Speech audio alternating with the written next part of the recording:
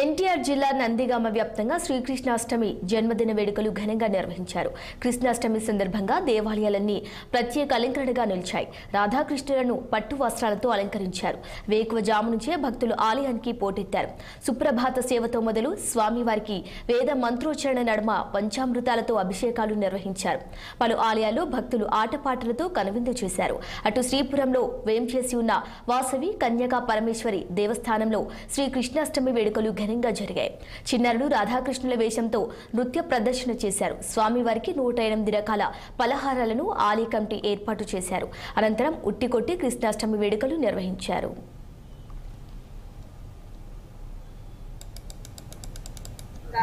శ్రీకృష్ణ జన్మాష్టమి సందర్భంగా నందిగామ శ్రీపురంలో వేంచేసి ఉన్న శ్రీ వాసవి కన్యకా పరమేశ్వర అమ్మవారి మందిరంలో ఈ జ్ఞానవాహిని మహిళలందరూ కూడా ప్రతి సంవత్సరం కృష్ణాష్టమి వేడుకలు ఘనంగా జరుపుకుంటారు. అందులో భాగంగా ఈ రోజు స్వామివారికి 108 రకాల ప్రసాదాలు తీసుకొచ్చి స్వామివారికి అర్చన, నైవేద్యాలు, పలు సాంస్కృతిక కార్యక్రమాలు, చిన్నారులు, స్త్రీలు, పురుషులందరూ కూడా కృష్ణుడి వేషధారణలు, గోపిక వేషధారణతో అందరినీ అలరించారు.